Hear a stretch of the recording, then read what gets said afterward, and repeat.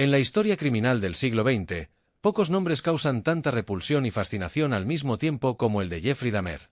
Conocido como el monstruo de Milwaukee, este hombre fue responsable de una serie de crímenes tan macabros que sacudieron a todo Estados Unidos y al mundo entero. Sus asesinatos no solo fueron brutales, también estuvieron cargados de una perversidad que parecía ir más allá de lo humano: necrofilia, canibalismo y una obsesión enfermiza por poseer a sus víctimas más allá de la vida. Pero, como siempre, los monstruos no surgen de la nada. Detrás de este nombre hay una historia que empieza mucho antes, en una infancia aparentemente normal, aunque marcada por señales que con el tiempo se volverían imposibles de ignorar. Jeffrey Lionel Dahmer nació el 21 de mayo de 1960 en Milwaukee, Wisconsin.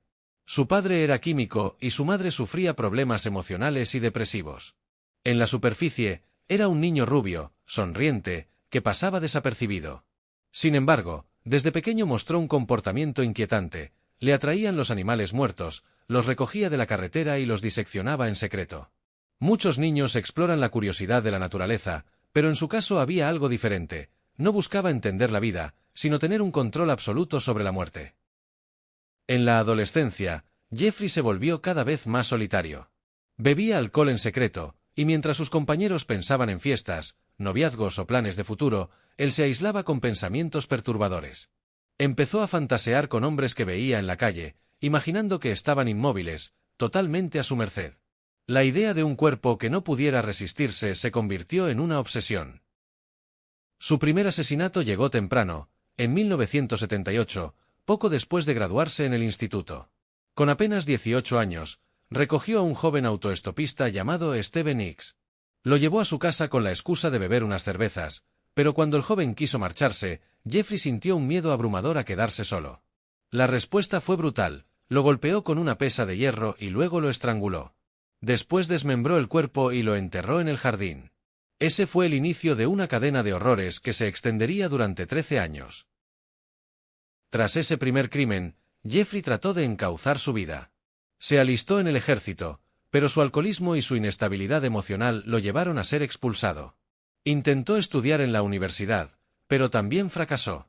Parecía incapaz de sostener una vida normal.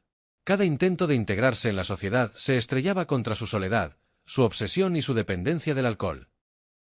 Durante los años 80, sus impulsos volvieron con fuerza. Comenzó a frecuentar bares gays en Milwaukee y pronto ideó un método: se ganaba la confianza de jóvenes ofreciéndoles dinero a cambio de posar para fotografías o beber en su apartamento. Una vez allí, los drogaba y los asesinaba. Sus víctimas, en su mayoría hombres jóvenes afroamericanos o de origen asiático, eran seleccionadas no solo por atracción, sino también porque la policía prestaba menos atención a esas comunidades marginadas. El apartamento de Jeffrey se convirtió en una verdadera cámara de los horrores. Allí cometió los crímenes más atroces. Tras matar a sus víctimas, practicaba actos sexuales con los cadáveres, los desmembraba, guardaba huesos como trofeos y hasta cocinaba partes de los cuerpos para consumirlas. Su deseo era tan retorcido que incluso intentó crear lo que él llamaba compañeros permanentes. Hacía perforaciones en los cráneos de sus víctimas y les vertía ácido o agua hirviendo con la idea de mantenerlos vivos pero en estado vegetativo, sumisos y sin voluntad. Ninguno sobrevivió a esos experimentos. En 1991, la policía cometió uno de los errores más escandalosos del caso. Un joven de origen laosiano, Conerak Sintasompone, logró escapar del apartamento de Jeffrey. Estaba desnudo, desorientado y sangrando. Varias personas llamaron a la policía al verlo en la calle. Cuando llegaron los agentes, Jeffrey los convenció de que era su pareja y que habían tenido una simple pelea doméstica. Los policías, mostrando un claro sesgo homofóbico y racista, lo dejaron regresar con Jeffrey. Horas más tarde, el joven fue asesinado. Ese error costó una vida y permitió que Jeffrey siguiera matando. No fue hasta julio de 1991 cuando el monstruo finalmente fue descubierto. Otra víctima potencial, Tracy Edwards, logró escapar del apartamento con las esposas aún en las muñecas. Paró a la policía y los guió hasta la vivienda de Jeffrey. Lo que encontraron dentro era indescriptible: fotografías de cadáveres desmembrados, restos humanos en el refrigerador, cabezas guardadas en el congelador y bidones llenos de ácido donde disolvía cuerpos. El lugar parecía una morgue clandestina, un laboratorio del horror en pleno vecindario. La noticia se propagó como un incendio. El mundo no podía creer lo que había pasado desapercibido durante tantos años. El juicio de Jeffrey comenzó en 1992 y se convirtió en un espectáculo mediático. Se debatió intensamente si estaba loco o si era plenamente consciente de lo que hacía. Los psicólogos diagnosticaron varios trastornos de personalidad, incluyendo necrofilia y un profundo trastorno de control, pero el tribunal lo declaró legalmente responsable de sus actos. Fue condenado a 15 cadenas perpetuas consecutivas. En prisión, Jeffrey se convirtió en una figura contradictoria.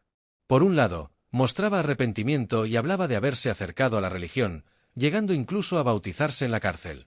Por otro, los demás reclusos lo despreciaban y lo veían como un monstruo sin redención. En 1994, apenas 3 años después de su encarcelamiento, otro preso lo asesinó brutalmente en los baños de la prisión. Así terminó la vida de Jeffrey Dahmer. Pero el eco de sus crímenes continúa. Su historia no solo refleja la perversidad de un individuo, también desnuda las fallas de las instituciones. La negligencia policial, el racismo, la homofobia y la falta de atención a las señales tempranas permitieron que Jeffrey actuara durante más de una década. Sus crímenes también obligaron a la sociedad a enfrentar temas incómodos: la soledad, el aislamiento, los tabúes sobre la sexualidad y la forma en que ciertos grupos son invisibilizados hasta en la tragedia. El monstruo de Milwaukee sigue siendo una figura que genera debate. Algunos lo ven como un producto de su entorno, un hombre marcado por una infancia fría y por enfermedades mentales nunca atendidas. Otros creen que, más allá de toda explicación, simplemente encarnaba una maldad imposible de comprender. Y quizá esa sea la pregunta que siempre quedará abierta: ¿cómo puede alguien llegar a tal grado de obsesión, de crueldad, de deshumanización? ¿Se trata de un monstruo aislado, o hay otros que, ocultos en las sombras, siguen esperando su momento? La historia de Jeffrey Dahmer no es solo un relato criminal, es un espejo perturbador de lo que ocurre cuando los horrores se esconden a simple vista, cuando nadie escucha las señales y cuando el mal decide vivir en un apartamento corriente, en una calle corriente, en una ciudad corriente.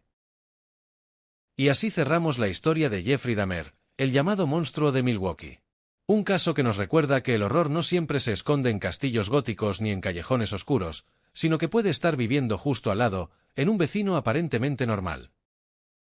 Si este documental te ha parecido interesante, te invito a que te suscribas al canal y actives la campanita, porque aquí seguimos explorando los crímenes más impactantes de la historia y lo que nos enseñan sobre la sociedad. Ahora te lanzo una pregunta para los comentarios. ¿Crees que Dahmer fue el resultado de sus trastornos y de una infancia rota, o simplemente alguien con maldad pura que eligió un camino sin retorno? Nos vemos en el próximo vídeo, y recuerda, la historia siempre guarda secretos más oscuros de lo que imaginamos.